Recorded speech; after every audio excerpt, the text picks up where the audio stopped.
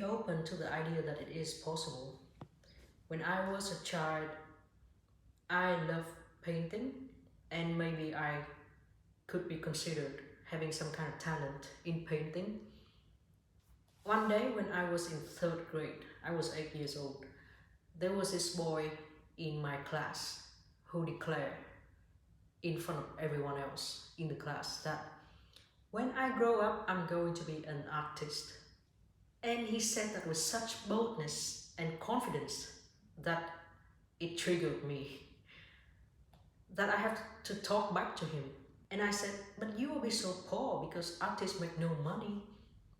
And I said so because I was always a good girl. I was always the top of the class. I always have the highest score in all exams. I did all my homework and I knew all the answers at school. So I assumed that I knew it all. And I thought I was just realistic. I just wanted him to know that artists make no money, so he should not dream to become an artist. But to my surprise, the boy replied to me, "Who told you so? Don't you know that artists make a lot of money by selling the paintings? My mom showed me on the newspapers that artists sell their paintings for millions of dollars. Artists make a lot of money and they are rich." That's what he told me.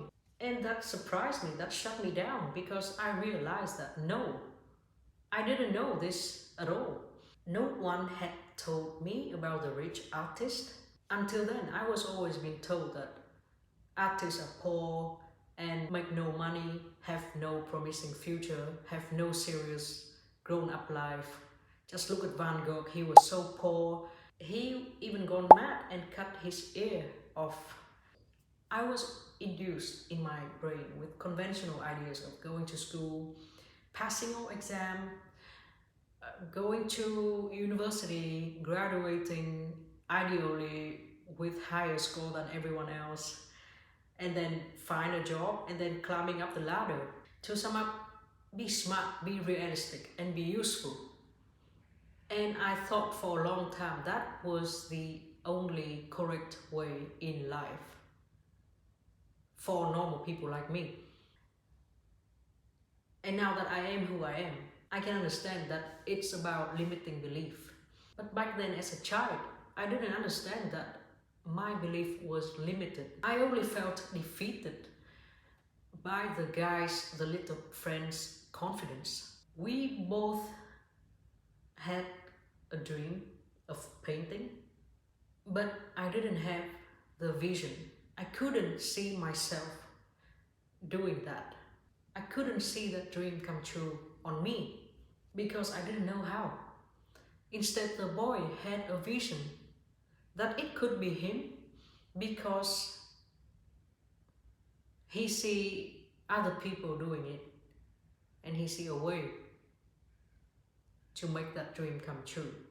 Actually, when I recall this story, the vision that he had came from his mother, because it was his mother that showed him this article on the newspapers about artists who make a living, who even make a lot of money from selling their art, so that he was not limited in his belief. There's someone else can do it. Maybe he can do it too. And all this is why I started doing this reflection, this storytelling, and working with my own mind ever since I became a mother myself.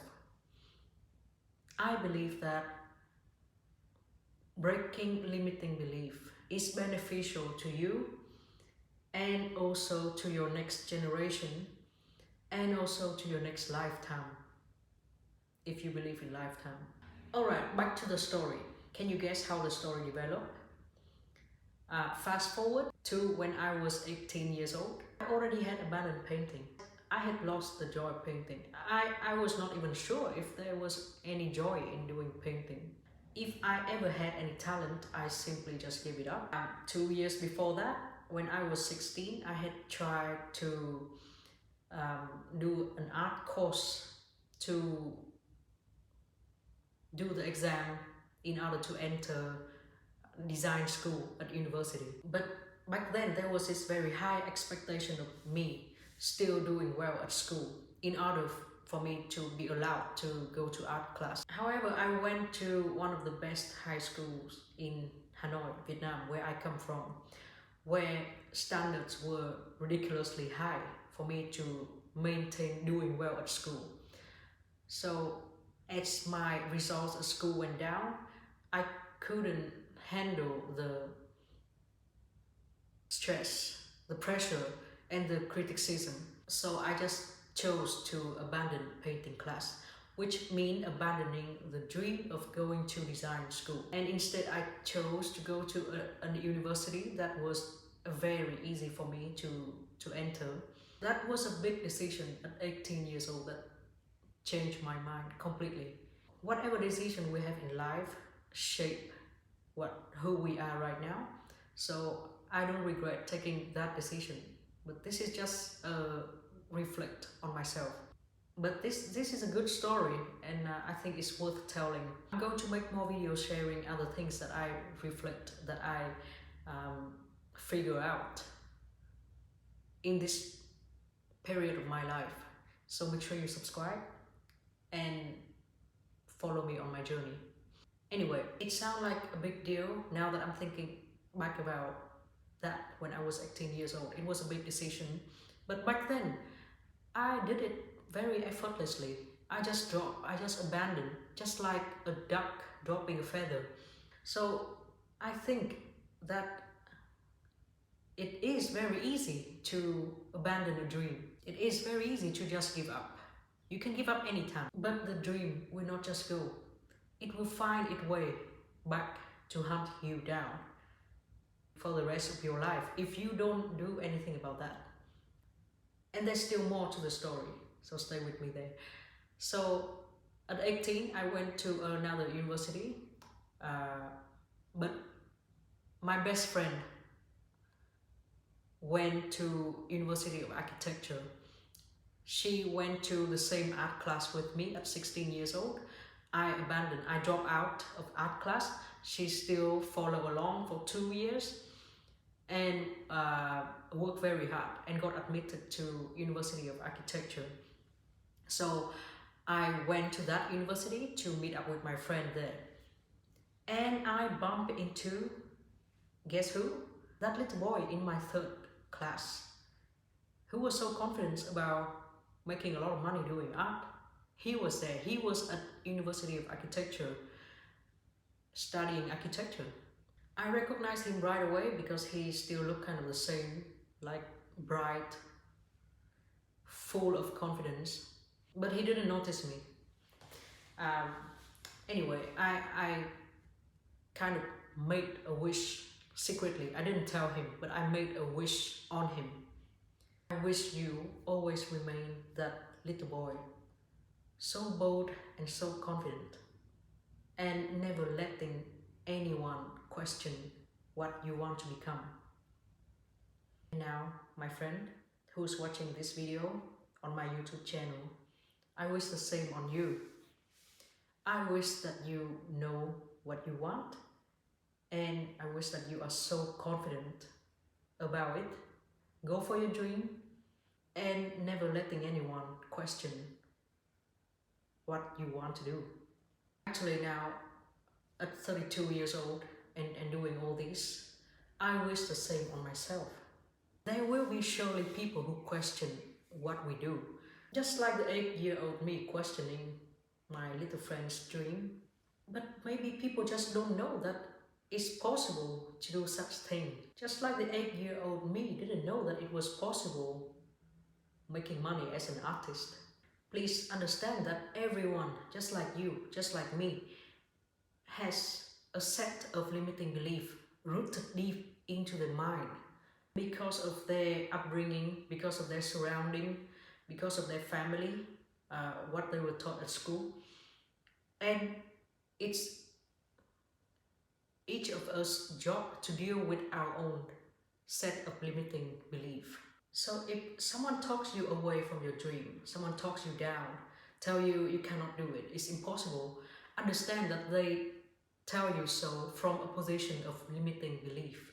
They themselves don't know that it is possible. They themselves don't have the vision of doing that thing. But most of the time, the person who criticizes your dream the most is yourself. Why? Because you have your own set of limiting belief that you have to deal with yourself. And this set of limiting belief rooted deep in your mind for a long, long time, back all the way to your childhood, from your upbringing, from your education. And these beliefs form a mindset block that cover your eyes from seeing the way to do whatever it is that you wish you could do. You don't have a vision of yourself doing it. It really is a battle unrooting these limiting beliefs. You have to do a lot of self-reflection, of journaling, therapy, coaching, healing, affirmation. Like me now, I'm working with a life coach that I trust to help me untangle and unroot the limiting beliefs. And when I'm making this video right now, I'm not a coach. I don't even know if I will become a coach, probably not. So I cannot coach you.